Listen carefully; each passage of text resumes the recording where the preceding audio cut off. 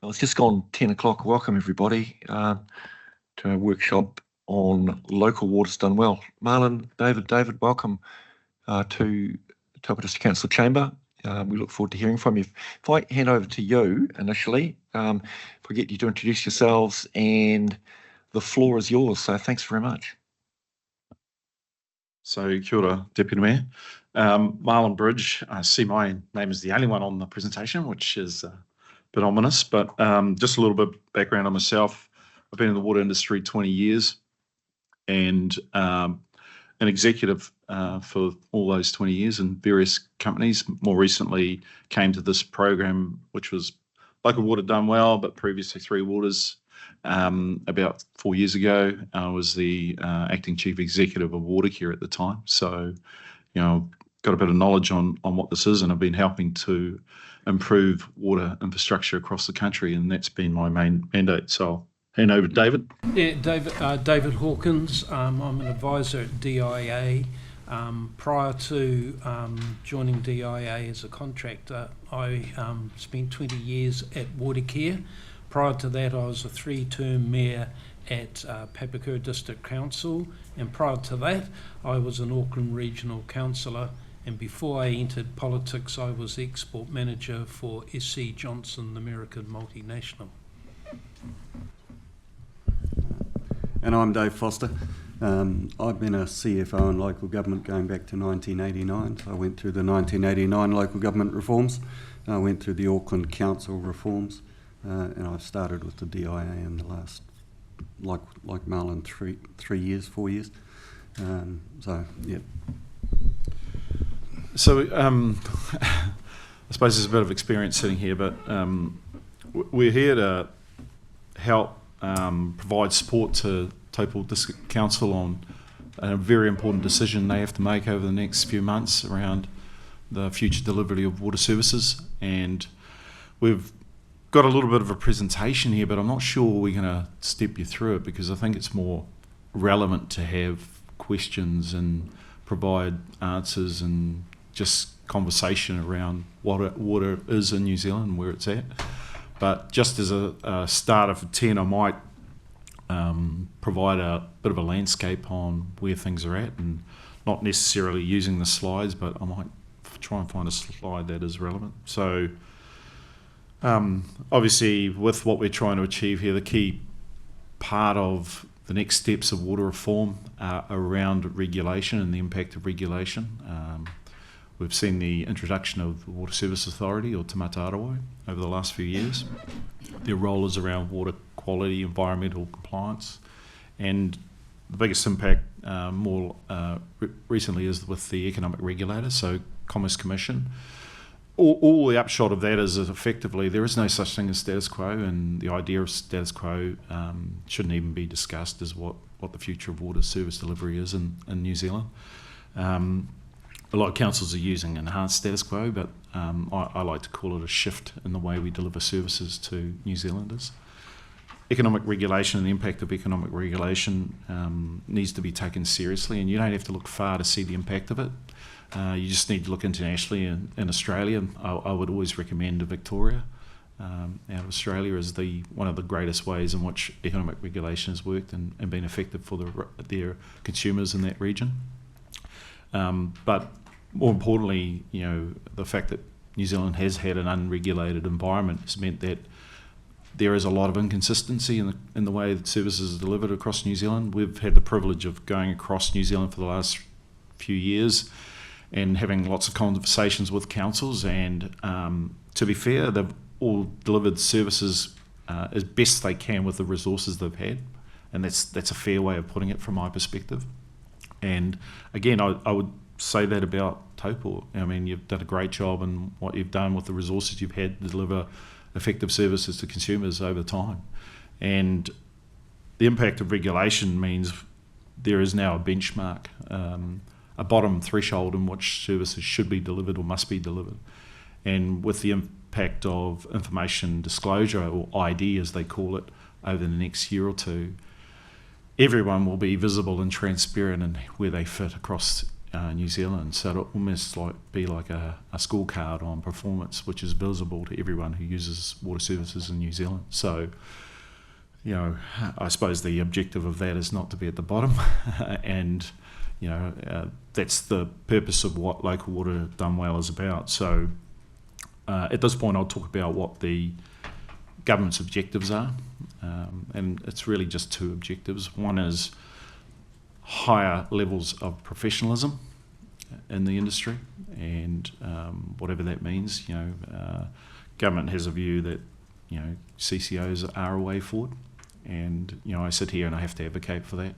And I've had the privilege of setting up 2 CCOs on water and 5 others as part of water, and they've been highly successful to date, and transitioned through to water care as it is today and where it's at as the largest water service provider in New Zealand. So I was part of the amalgamation in 2010, which is an example of good starting amalgamations. When 6 councils came together, and this is all on public record, the LTPs for those entities said that they would need $550 million of revenue in the first year. Watercare started with $450 million revenue, so already $100 million worth of revenue was taken out of the equation, which, when you think about that, over 14 years is $1.4 billion worth of savings that Aucklanders have received. So for me, as an advocate of what scale brings and how it improves performance, you know, I'm a big fan of what those mean for New Zealand and where we're at right now in terms of where councils are thinking in their future of water service delivery. Just a little picture on what the status is across the country to add to that flavour. We are seeing a lot of collaboration in North Island specifically. In fact, I would say every council bar Gisborne is in a conversation. Whether that's the end result by September, that's a different issue. But right now, I've been to every single grouping across the country, and I know the current Taupō position is potentially in-house or CCO. I'm not quite sure, but I know you're part of a grouping at the moment that's thinking about delivering their services under a consistent CCO in the Waikato waters. In fact, that's a flagship for the government right now. It's 7 councils, could be 6 if you decide to make a different decision. But the government is really behind making that a success, and we're putting a lot of effort into helping that arrangement work. It is the biggest grouping of councils. Doesn't necessarily make it the hardest, but it has a lot of potential in what it will produce out the other end.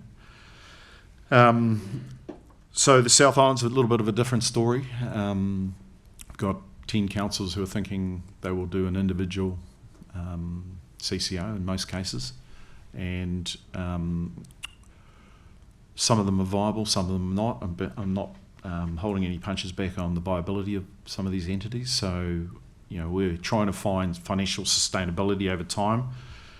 And what that means from a water service delivery plan when they're submitted on the 3rd of September is that we're looking at these 4 criteria in terms of the ability of the water service entity to deliver them over time.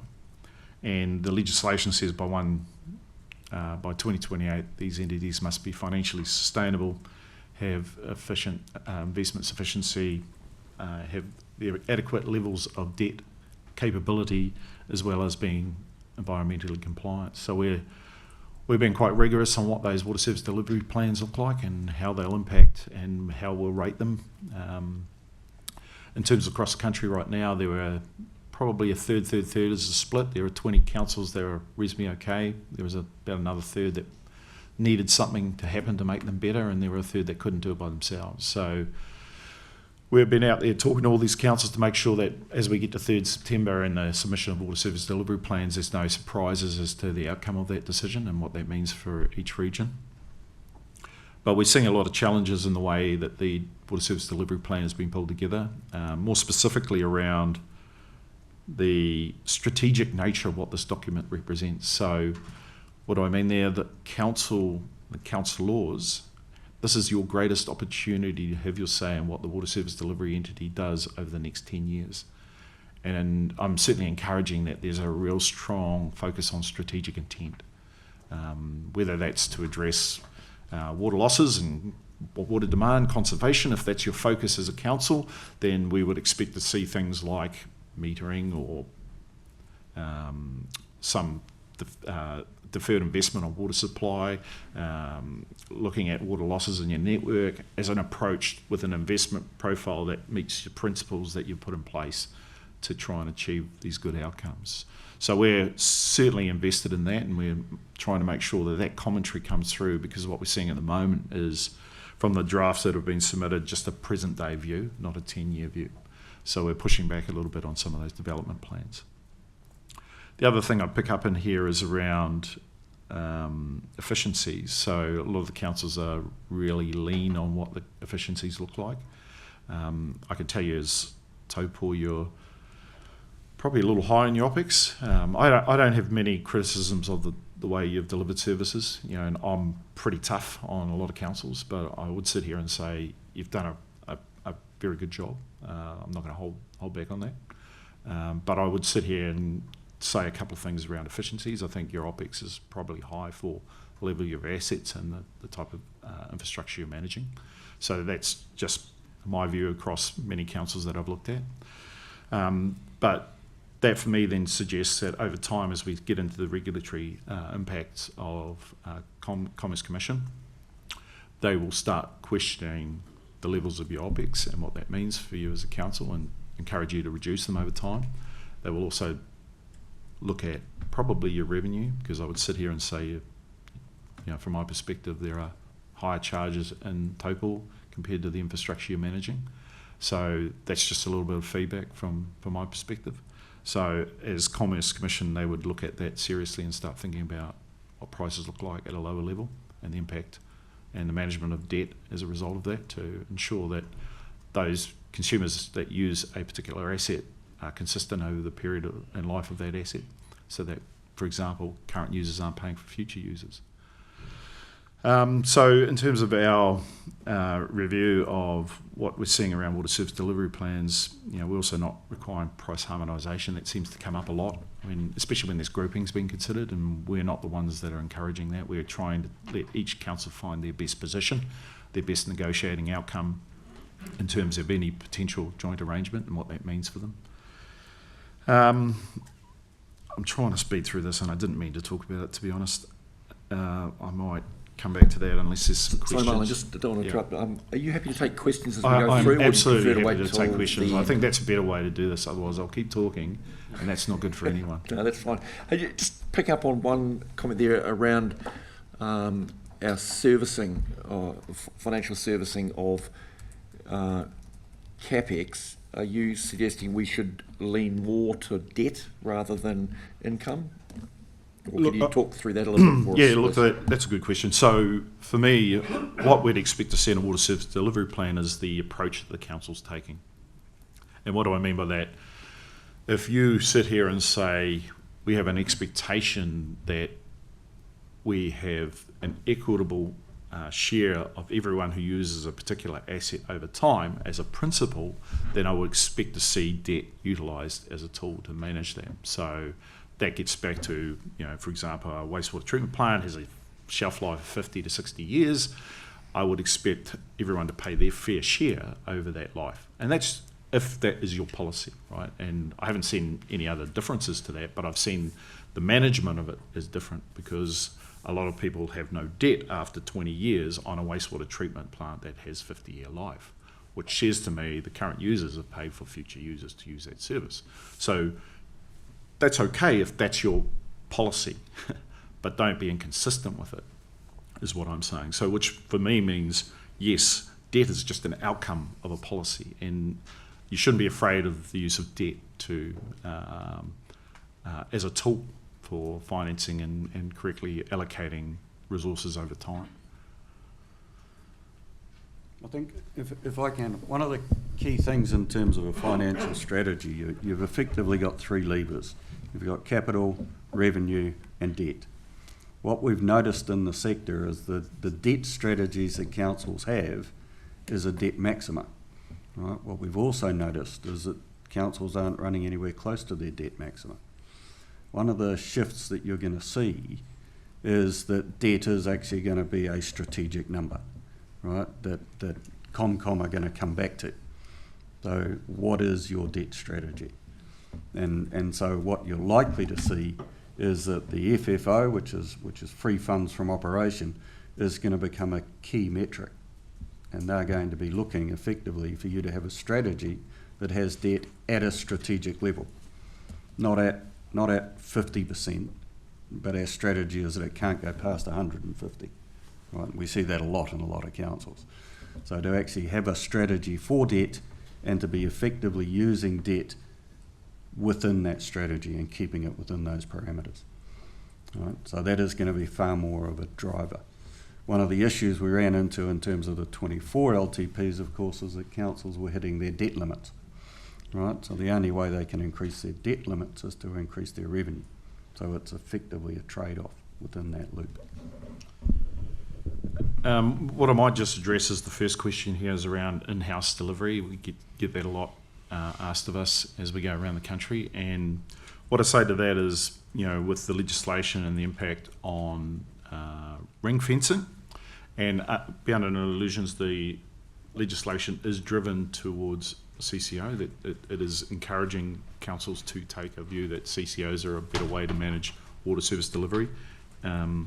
But for those councils that do consider in-house as a strong option, it's important to understand the implications of what that means. So this is my question around, there is no such thing as status quo, and every council that's thinking about in-house has to then separate everything within that council, identify the water operations specifically.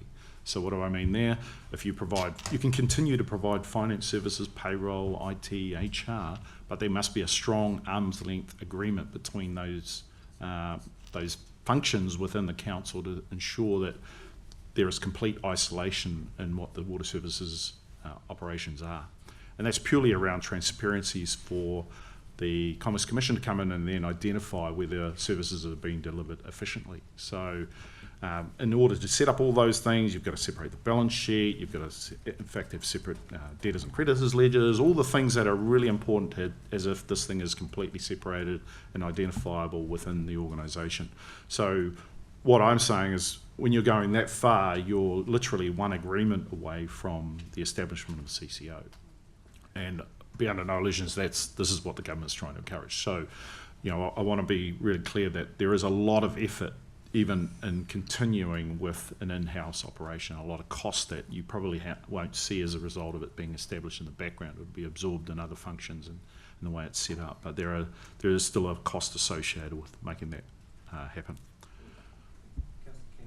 Oh yeah, just two questions. One just popped in my head as when you were talking actually, and one is what's an example of a debt strategy objective,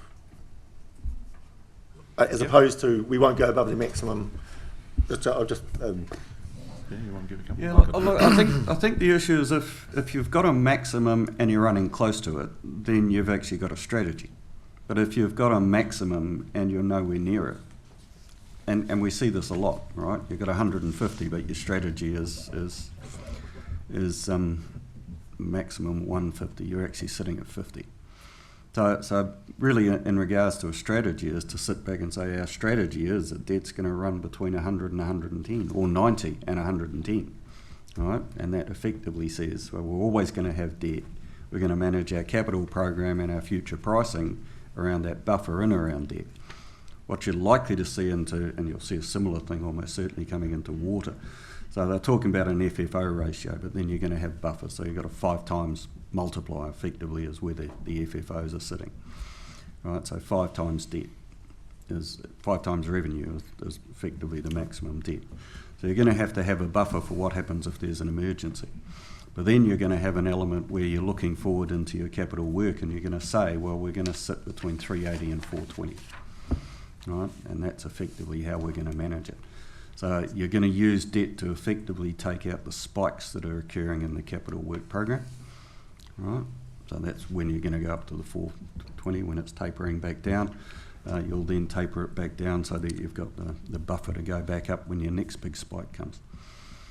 No, okay, I see what you're saying. I thought you might have,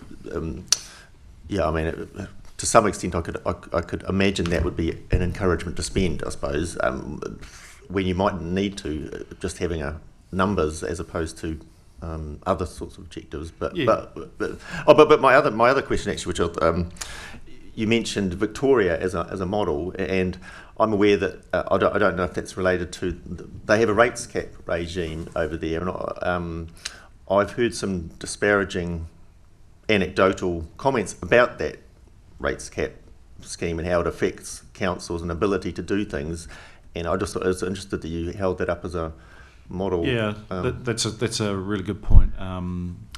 It's called price quality regulation, and it's in most regimes globally. And what that effectively says is, in order to get the best operations from a water service delivery unit or entity, they set a maximum revenue.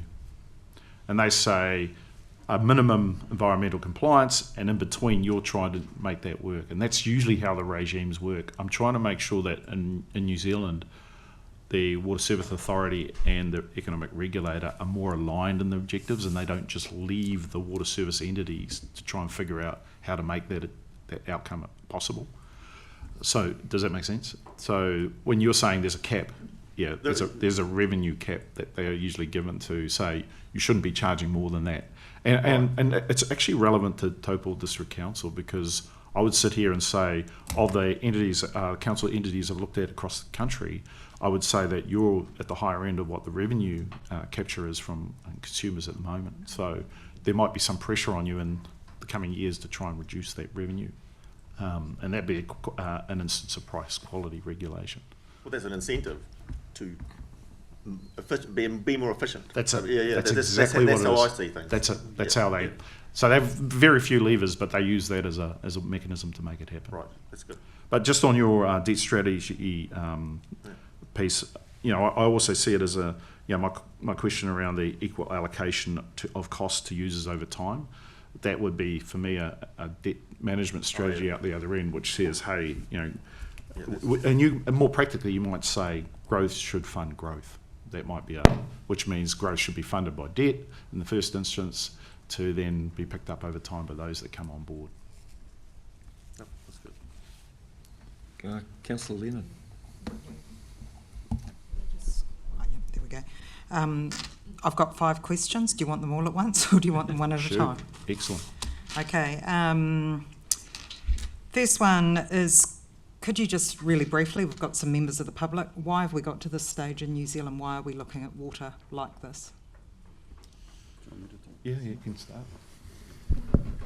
I think the bottom line is, when you look at New Zealand and the age of the cities, we're actually coming up to the inevitable first round of replacement of all of the infrastructure.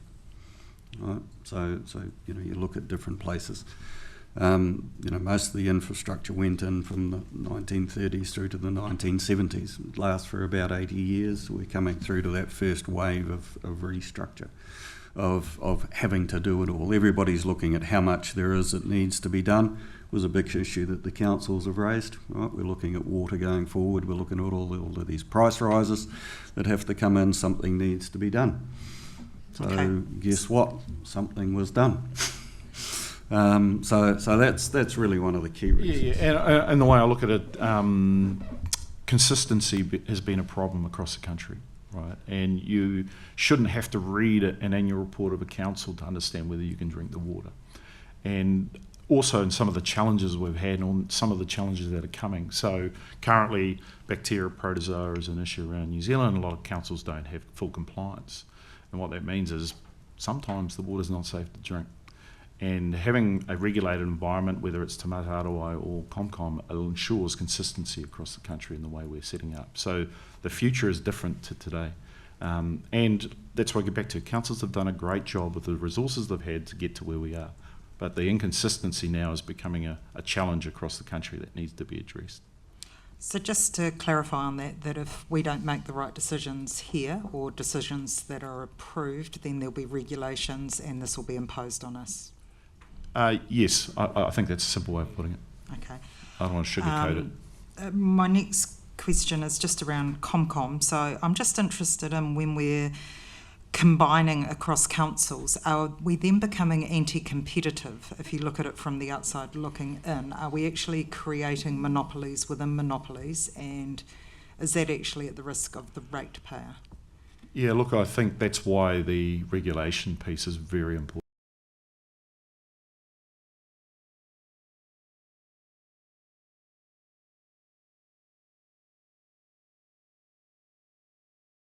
Put your business in as to how you get the differences in competitiveness.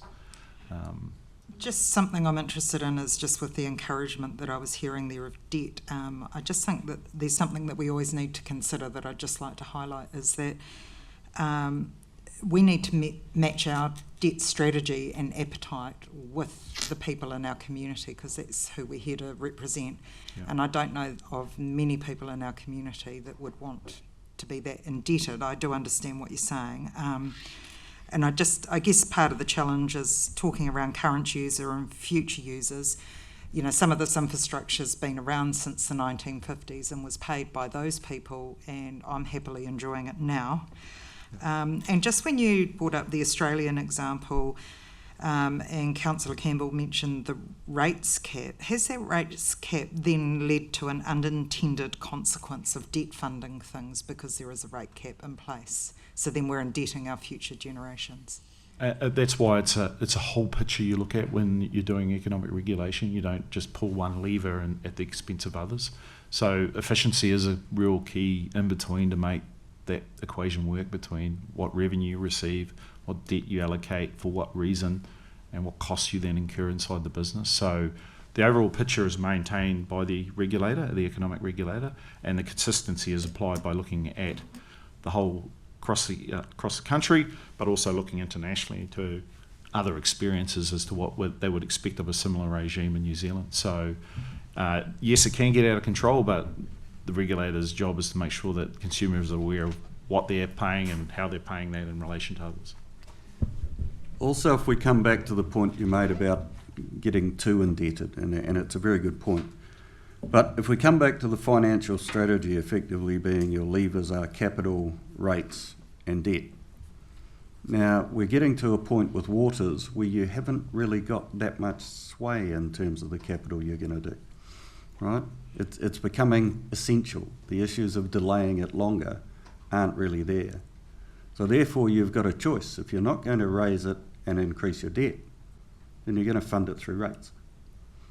So you see, no matter which way you go, your ratepayers are going to be paying for the capital work. So the question around debt is arguably that debt within certain levels is a more efficient mechanism for you and for the ratepayers, because otherwise they effectively have to pay higher rates for you not to be able to borrow. Okay, my last challenge is to you guys. Regulations cost an awful lot, and to my mind and the evidence that I've seen, regulations drive behaviour to the lowest common denominator versus carrots rising people to the top. Instead of the regulations and the charges, what about if some of that money was distributed back to councils to have an impact directly on what we're trying to do to reduce rates or debt? I'll leave you with that one to ponder. I'm not expecting a response, but if you want to come back, that's fine. No, I can't. Right now the legislation doesn't allow that, but I hope that would have been part of a submission you might have made as part of the bill that's going through right now, because I think there's some fairness in that, to be honest. Oh, yeah, just as you were talking, independent oversight, I hear the implication that the regulator is kind of the one doing that, but they haven't been up to now, but they will be now. Yes, because New Zealand's never had a regulated regime. So, self-regulating. Yes. So yes, all right. As the only regime in the world that hasn't. So even with the regulator would still have expect to have transparent oversight of any in-house operations as well. Absolutely. Yes, that's why legislation has been driven to separate. The ring fencing clause says complete separation inside a council. Yes. The regulation with Comcom's evolved right back from 98 when Watercare was owned by 6 of Auckland's councils. We got back ownership, and the legislation had that Watercare had to be a minimum price provider but maintain its assets. That was a very weak tool, and in 2010 when the Super City came into being and Watercare went across to Auckland Council, the government changed that minimum price to minimum cost, and that was in legislation. They believed that minimum price was not an effective tool because if your costs were out of control, the minimum price was still too high. So this with Comcom is the next step on from 98, from when we tried to have price control. So do you think? I mean, I'm an ex-Aucklander, but I've heard also disparaging comments about Watercare. But in your minds, they are actually a model to emulate. Look, I can be very specific on any question you may have specifically about Watercare, but more generally, Watercare, just because of its sheer size, it's delivering $4 million worth of CapEx every day. It's not really comparable to an entity such as Taupō or any other council across. But what I would say generally is, in terms of the way it acts professionally and the way it delivers services, the transparency it has, it would be a lot higher in its performance indices than other councils as we'd stand now. And I'd be happy to answer any specific area specifically if you had a specific question. Well, one aspect, staffing, which correlates to operational costs. Yeah. My understanding is since 2010, prior to 2010, there was promises of efficiencies in staff because larger entities would require less staff. But my understanding is that that was a very much false promise, and that the staff have really ballooned since compared to that's a good question. So I can give you specifics exactly. So as part of the Super City integration, there were 1,300 staff through Two Waters in 2009. Watercare started with 650 staff, so it didn't take all those staff across. By 2020, it had 900 staff. Today, it has 1,450 staff. I can't explain today why it's sort of got out of hand, but I know there's a lot more back office staff than there should be. But usually, what I have used as a good parameter or barometer of performance is one staff member per $1 million of revenue. So if you look at your own operations, that's what I use as a benchmark around how you indicate how your performance is globally. And I would say, yes, right now, Watercare is probably higher, even though they're at $1 billion in revenue. They've got 1,400 staff, which suggests they need to have regulation, and the charter's just been brought into place now, which will start looking at those sorts of metrics.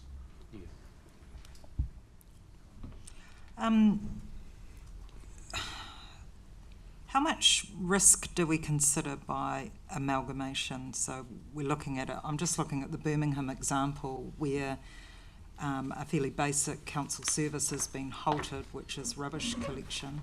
And if we have people go out on strike across, for example, if it was the Waikato, then, it's a basic human right, water, versus remaining as a CCO in-house, then we eliminate some of that risk. Does that get considered by Comcom when they're looking and analysing these things? Is actually, water is a human right, that we're actually protecting our people?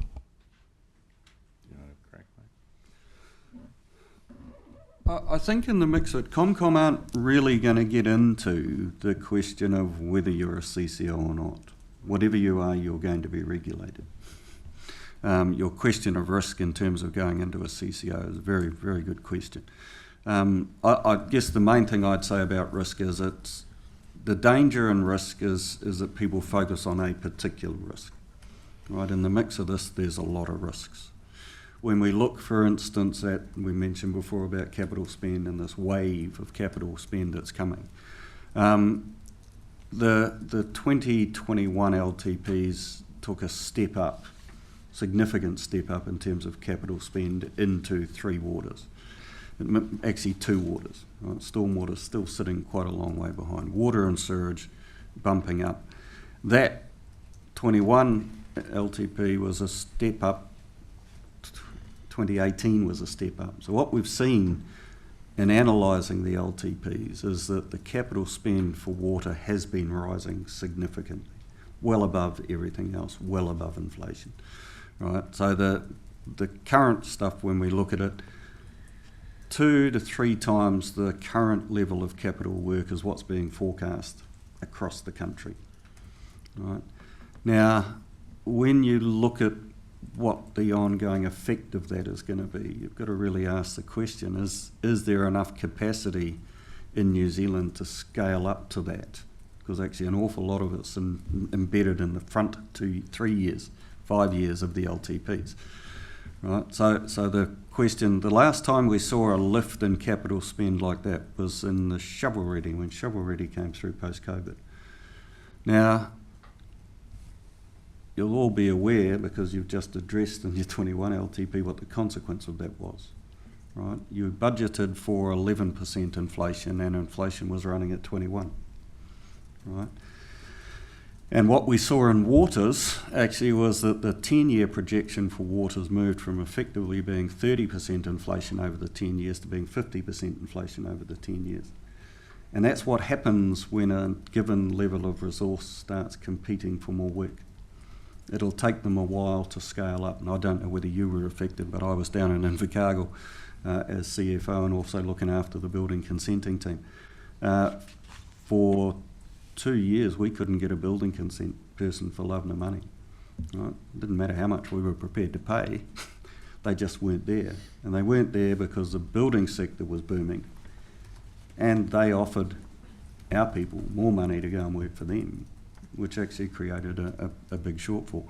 So, you know, in terms of risk, you've got risk either way. The only thing that happens is, to some extent, going into a multi-council CCO, you've got the reverse side risk of keeping it in-house. Yeah, I was going to add more of a long-term view of this. So, yes, there are a whole heap of short-term risks, stranded costs, and all these other things that are part of a key decision that you'll need to make. But when you think about what the long-term implications are, and I'll use this council's specific example, say you end up staying alone, right? And that's your choice, and that's what a choice you might make. If around you are entities that cater for populations of between 100,000 and 140,000, which are real examples, Waikato Water and Rotorua, you're trying to draw CapEx, which Dave mentioned, and you're trying to draw people to this council. So you might be in a really strong position today, and I would say you are. You know, but for me, if I take a 5-year view and there's these entities around you that are, you know, building different cultures, you know, combinations of councils today, they will have a position that might be in a stronger position to enable them to do things that you probably can't. And that's what I would say is a risk that I would be thinking about more than some of the more immediate short-term risks that are here right now. That was an answer to a question I was about to ask in terms of if we were to go out in our consultation to ratepayers, which we will be doing, with the expectation, we get feedback. We have spent a lot of money over a lot of years getting the infrastructure we currently have, which is in a really good position for our communities around the district. But going forward, there's obviously some risks staying alone, there are risks moving. I'm just wondering if you're able to comment a bit further on what that's a really, the balance is on that. Yeah, no, I think what I hear when you say a question like that is, right now, as a council, you're in the strongest position you'll ever be in terms of any potential negotiation you may want to have and part of a collaborative or joint arrangement. That's what I'm hearing when you say that. So that means that you can manage the way implementation costs are set up in setting up a joint arrangement are. You can think about the stranded costs and how you'll manage those over time to get more efficiency in both the council and the water service entity. You'll think about what debt to transfer, what income to transfer. You'll even think about a starting date, and you'll have a lot of power in a potential negotiation because you're a strong council. I'm not going to deny that. I would sit here and say, where you've built up and what you've done has been really good. Commerce Commission will come along and challenge some of that and make you lower your prices and take more debt on and squeeze your OPEX, and then I'll come back in 5 years' time and see how that's going, you know. But for me, it's right now you're in a really good position. You should be taking the opportunity to try and figure out what is in the best interests of ratepayers in the long term. And that would be my advice on that. So I guess reading into that, and I don't want to put words in your mouth, Marlon, but are you suggesting we look longer term than just the next, say, 6 months, 1, 2, 3 years, and have a longer term horizon in terms of our decision making? And that's why I get back to what is the purpose of the water service delivery plan. That's the 10-year vision that this group of councillors has over the way you want to deliver services to the people of Taupō. That's what I would say is your key strategic document to enable you to put that vision forward. And then it's up to the delivery vehicle that you create to try and achieve that outcome. I've really enjoyed the presentation so far, and thank you, colleagues. You're asking some really good questions. I'm taking notes. You talk about the Waikato Water being a flagship for the government. You talk about assistance from DIA. Look, I'm not gonna lie. I feel like there's a compulsion here that eventually we will be compelled to amalgamate. It's just a long and expensive way of getting there, I feel. I'm wondering what sort of assistance the DIA will offer a council such as the Taupō District Council, who is in a good position, a very good position. Yes, we're trying to negotiate, but ultimately, if we amalgamate at this stage, we will be guaranteeing debt that isn't related to our organisation and our ratepayers. That's a lot to ask of our ratepayers. So what assistance can you provide us? So in terms of real support, what we're doing currently at a more practical level is we are providing legal support, we are providing negotiation and commercial type resource, we are providing financial resource, we're providing even comms resource to help councils get the messages that they're clearly across to ratepayers as to what the future of water service delivery looks like for their regions, right? At a higher level though, there are still conversations to be had around what financial assistance can be provided to make this happen. But I go back to the government's position on higher levels of professionalism and greater collaborative effort. So that funding, if any, that is available will be targeted towards those that go into groupings rather than those that stay standalone. I don't know if you want to add anything, Dave? No. Yeah, one thing I haven't heard discussed about stormwater is sort of, as far as I can tell, just hanging there, wondering what should we do with this? What should we do with this? What's your recommendation? Yeah, look, for councils where it's, I can tell you the pattern that's happening across New Zealand. So for councils where it's relatively small, it might be half a person to 4 people, they're putting stormwater into their water service delivery vehicle. For larger councils where stormwater issues are significant, so there are challenges around the future deliverability of stormwater, and that encompasses mainly planning, flood management and other aspects. They're keeping those delivery functions in-house, and they're providing the maintenance only via the water service delivery vehicle. So you're seeing a separation between stormwater and water and wastewater, as water and wastewater being delivered in a separate vehicle to stormwater planning, flood management, irrigation, the other aspects that are outside, more resource consent type approaches. Then we're seeing that kept in house. Just offhand, what you know of Taupō, what would seem to be the most appropriate approach for us? Well, we've got this beautiful lake sitting out there that would be hugely impacted by stormwater, and the planning functionality of it needs to be coordinated. My personal view would be I'd want to keep control of the planning inside the council to make sure that's consistent with all other planning that you control around where houses are built and roads are put and everything else to manage that ecosystem.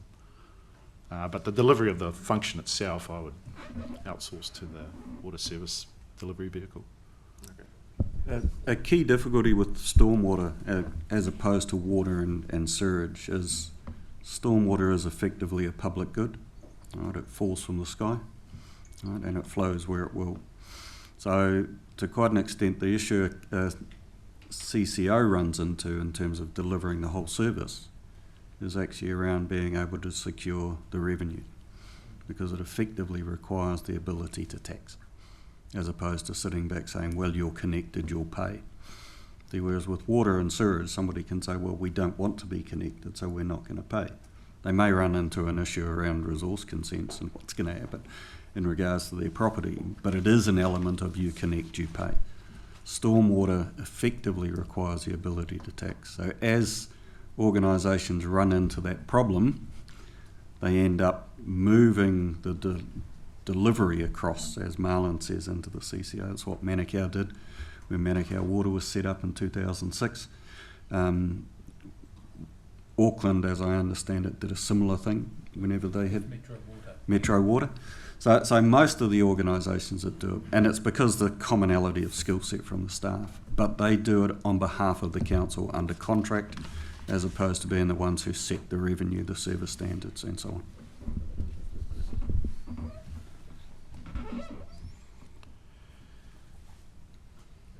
Okay, so I wonder, David, if you wanted to talk a little bit about some experience on the council control aspect of...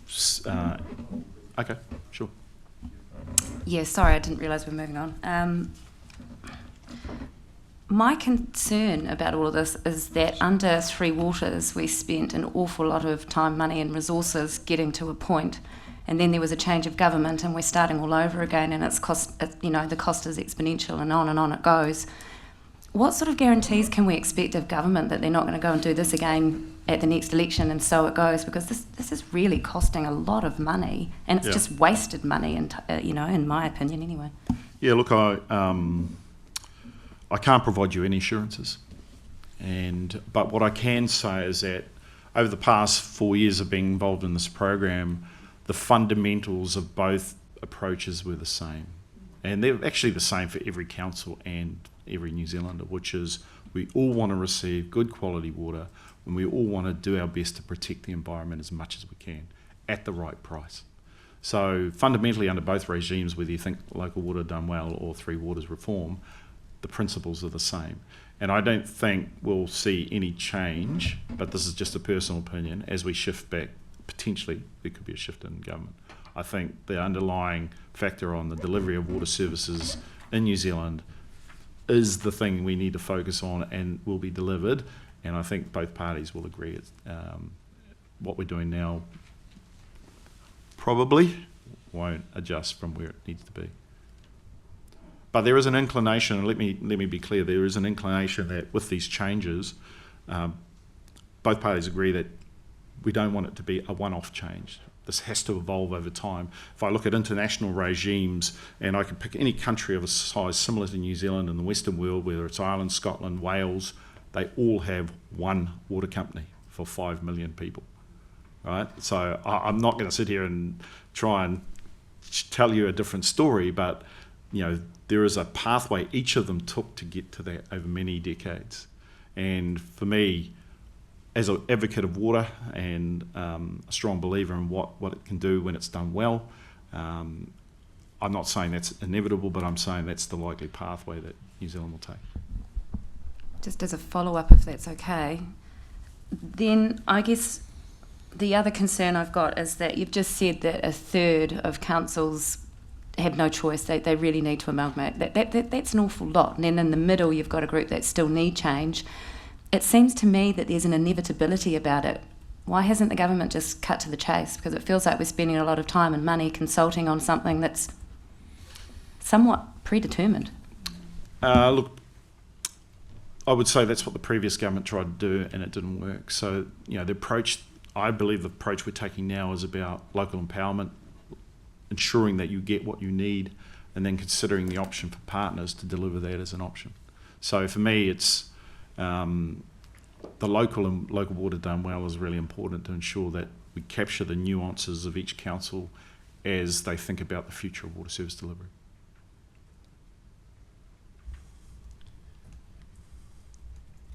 Thank you, Rube. Thanks, gentlemen. Just one question. I'm not trying to oversimplify, certainly not for you gentlemen, but for my situation is obviously we leverage debt against our major infrastructure like water, wastewater treatment plants over a 20-25 year period, and we have instruments like cash depreciation, cash funding depreciation, DCs and that sort of thing. Obviously, is there perhaps a suggestion, even though with 20, and David mentioned 20 years like that asset is paid off, but obviously is there perhaps a suggestion in 20 years' time with material cost and inflation, the reserves are no longer there, so we're probably in a worse position in terms of having to replace those capex.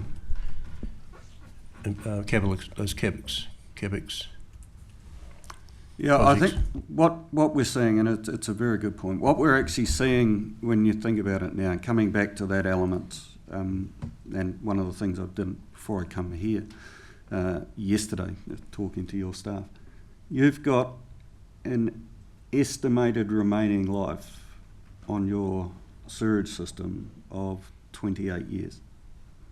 So that effectively says if your numbers are right, you're going to have to fully replace that asset in the next 3 decades.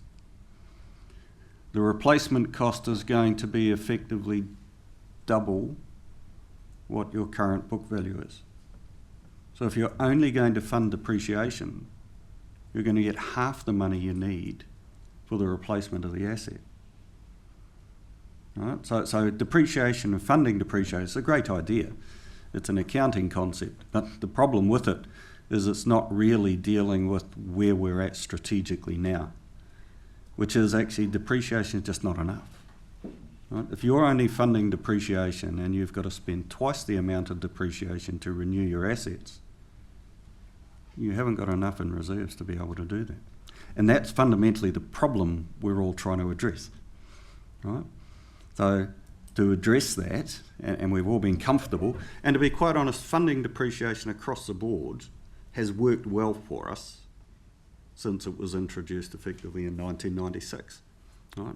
But it's becoming increasingly outside the requirements in terms of what's happening in water and sewage. Right? So that effectively is fundamentally the problem we've got to address. How do we get enough money in the mix to do the work that everybody's saying needs to be done? And then there's a question, are we aware of just how much that is? Right? Because we're looking at balance sheets that have book values of assets which are effectively half or more than halfway through their life. So therefore the replacement cost of those assets is double to 2.5 times what they're effectively representing in terms of capital spends going forward. And so that's really the strategic issue we've got to deal with. We can't continue to fund this based on our statement of profit and loss.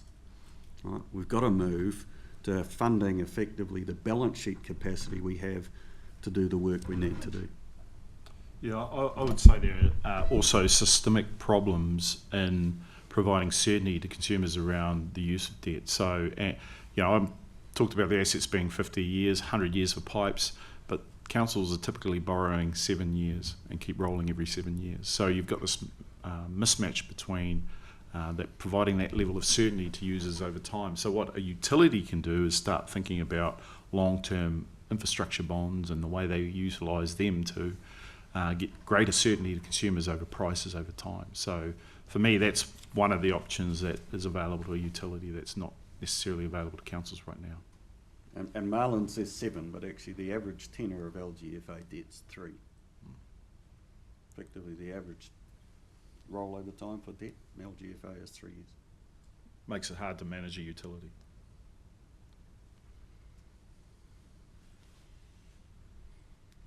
I guess picking up on a comment you made before, Marlon, around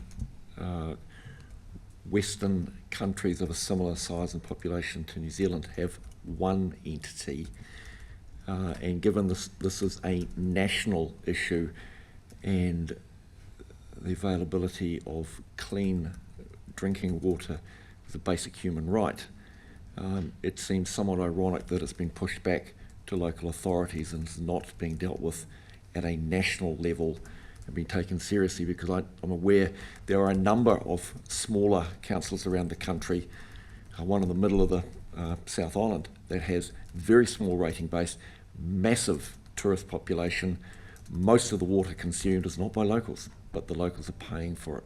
And it seems somewhat ironic that this as a basic lifeline utility is still being left to local governments. So this is a bit of a rant from the chair, but not really a question. Yeah, I wasn't sure I could answer that. No, I'm not asking you to. That might put you offside with those in the beehive, but that aside, it just seems somewhat ironic that we're in this position and having to have this conversation. But I'll throw it back to you for the next part.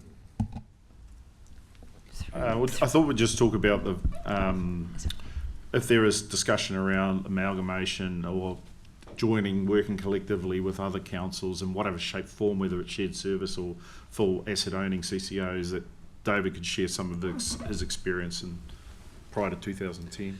Yeah, just very briefly, in 1998, the 6 Auckland councils got back ownership of Watercare. Had been taken off the regional council in 92 and handed to the Auckland Regional Services Trust, and it proved unsuccessful. And from the council's point of views, we became very frustrated with our lack of ability to have influence and our lack of any form of control. So we went to the government and got agreement from the government that from the 1st of October 1998, Watercare would pass back to the 6 councils.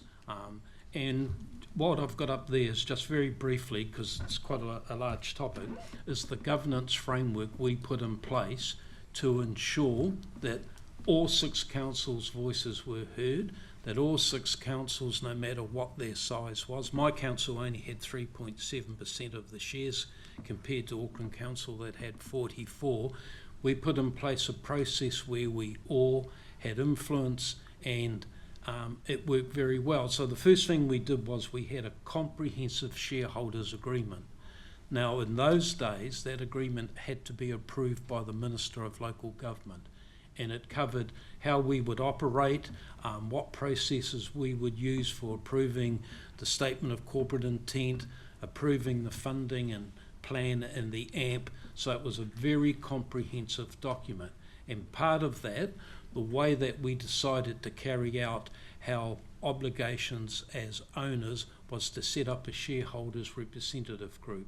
Now, in the legislation going before the House at the moment, you will see that's called a shareholders council.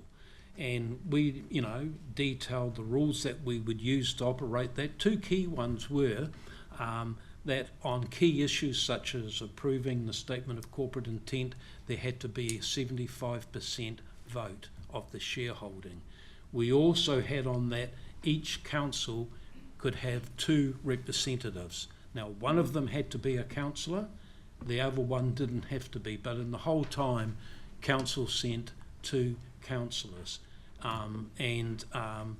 That was the format of how we kept our eye on Watercare. Now, we went through a process where each year we reviewed the AMP and funding plan. Now, the AMP and funding plan were critical because that dictated what was going to be done, where it was going to be done, when it was going to be done, how it was going to be done, and how much. And so that was a very important oversight that we had. From that, Watercare developed its statement of corporate intent, which came back to us for approval. Now, importantly, in that statement of corporate intent, we had performance targets that Watercare had to meet. And we did that on a regular basis, and we had what we called a process which was called the strategic oversight, and that monitored those performance standards, and we had up to about 30, and they covered a wide range of things: financial, delivery of capital projects, operational matters, also environmental matters and customer matters. And we operated a traffic light system: green obviously if everything was good, orange if things were starting to go off target, and red if things were bad. And from time to time we would add a specific performance target where we were dissatisfied with outcomes, and one of them was a very annoying one, was midges. And at our Mangere wastewater treatment plant, for some reason, we had a major problem with midges, which were driving the people of Mangere Bridge really wild over it because it affected them greatly. So we put in special performance targets for that. So all the time we kept our influence on water care, we kept our control on water care. Also, we took time to review business planning that they were doing, and this was like how they were providing for the future. And one of those key areas was drought management targets. And you can, if you're listening to the radio now, you know Water Care is broadcasting to tell people to save water. We also monitored through that their upgrading of the Mangere wastewater treatment plant, which was a $500 million plant. So we kept not the things that were happening day to day under control, and we also were very influential in what was happening in the future. And you can see on the right of that diagram we've got the officers working group, and that was in a very, very important part of the framework for us.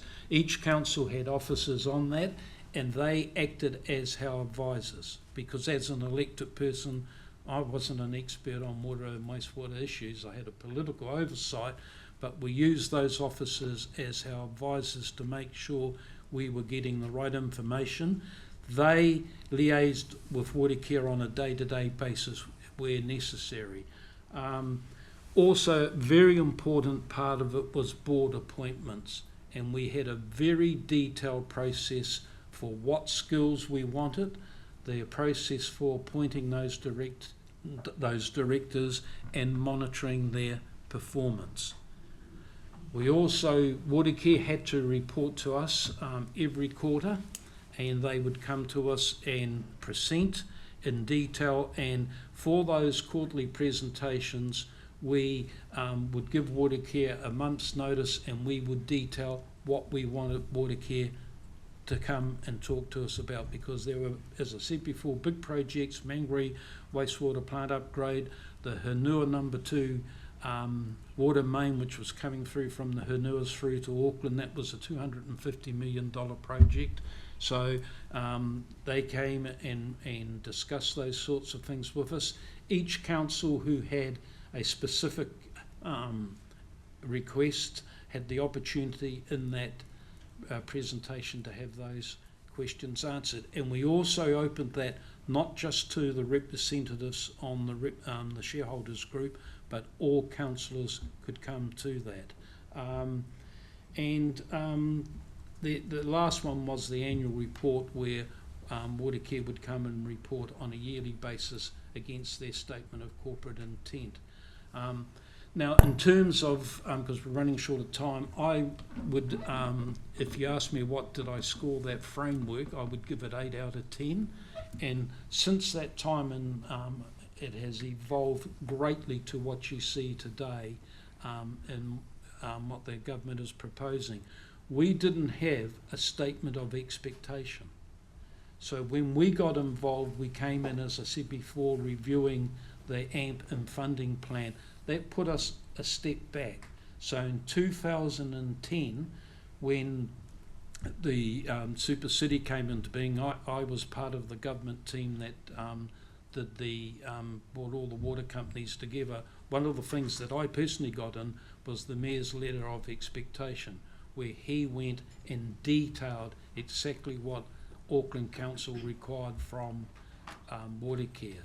And that is what's now become in the legislation a letter of statement of expectation, which is a very important way where you have your input, where you tell the company exactly what you want from them, and then you then have their water strategy, which they have to come back to you, and you do have the ability, if you so wish, to make them make amendments to that.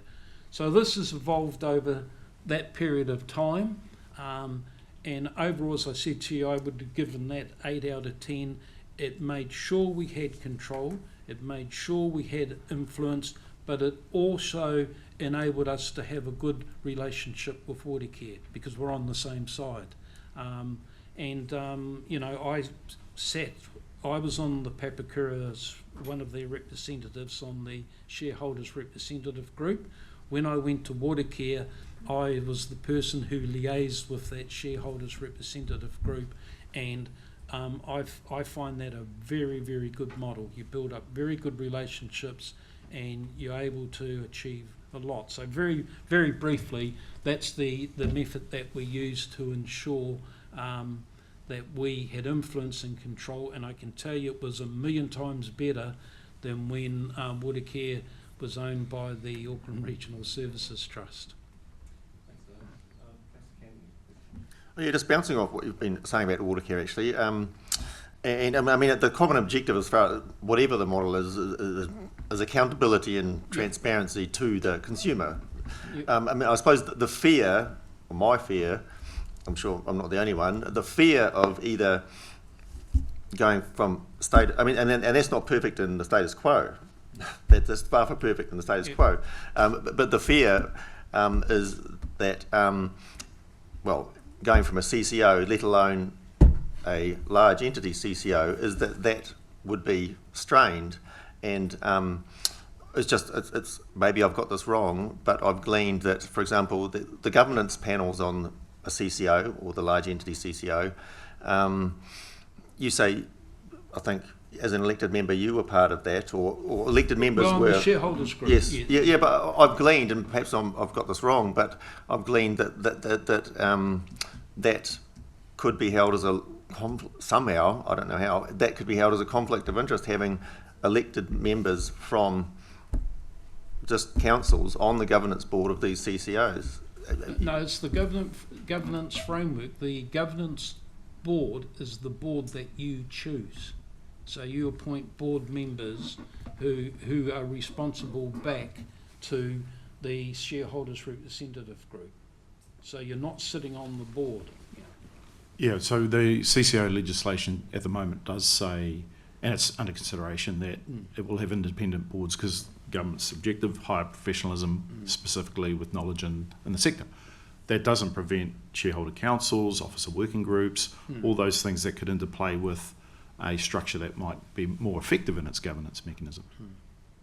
Even council observers on the board, you know, those are all options that are currently still available. I suppose, and my understanding is quite imperfect, but at the moment, the status quo, we have a measure of, the elected people have a measure of say in the state of affairs here, and yet that would be, it could be a lot less elected, certainly in terms of elected representatives, that would be much lesser. No, I wouldn't say that's the case. It depends on what framework you want to put in place to make it the level of control and influence. I mean, typically when we're talking to councils around the country, I always ask them how much time they've spent on water over the time and specifically operations. And the answer I get back is maybe 5 minutes a month. So I'm saying you can get more effective control by having real, direct, clear accountability in the way you manage the water services. Just conscious of time, but I'm also conscious we have you here once. So we've gone over, but I'm happy to keep going. Sorry to staff for Joe for the next presentation, but if you've got more material to present, Marlon, it went to really questions. more than happy to. Yeah, look, I mean, from my perspective, you know, I want to be really clear that, you know, I think what you see today is status quo is not an option moving forward, right? Things are changing, but you are free to choose, and that choice comes with a consequence. And there was a famous local who said to me, don't head north from Taupō if you want to get to Wellington, right? And that's what the consequence of those choices are. So I want to make really clear that you understand fully what the 10-year objectives are, and you don't make the unfortunate step of making a decision today that is only benefiting the next few years, if that makes sense.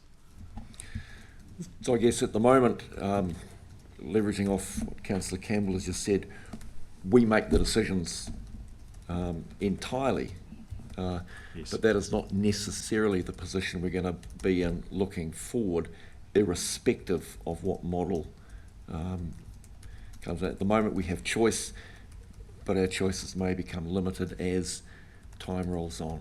Would that be a reasonable comment? I think you've got the best choice at the moment as to what you need to do to basically protect the consumers in Taupō. I think in 5 years' time probably becomes less if you consider potentially an in-house, for example, because of the scale of the entities that'll be around you. I would encourage at least having arrangements or conversations continuing if you decide to go alone. If you decide to join, that's great, but make sure you're in the strongest position as you enter into any negotiation. You've got the right levels of accountability, governance, and everything that you see fit as what's in the best interests of the people of Taupō. Marlon, David, thank you very much for your time. Are there any final questions? Yvonne?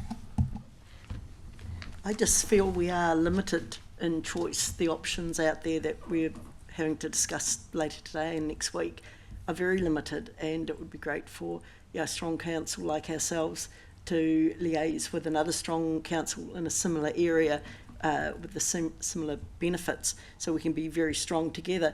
But I just feel that we are very limited with the options we've got in front of us today. Yeah, look, I'm independent on this, right? I think you've probably got some of the best options of.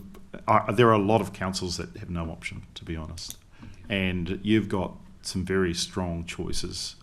Even if you think partnerships, you know, Rotorua, Tauranga, Waikato Waters, there are some very strong groupings around you if that is the choice that you wish to make. Unfortunately, a lot of other councils just don't have that choice. And even in-house, you've got a strong entity with Dave could challenge a few things you're doing currently, but you know, over time, that position of power may erode if you make the wrong decision. And I just want to make sure you're fully informed, and we're here to support that in any shape we can to help make sure you get the best outcome you can. Thanks, guys. Really appreciate your time. We're going to call it there. I'll take a 5-minute break and come back for our next workshop, again on Local Waters Done Well.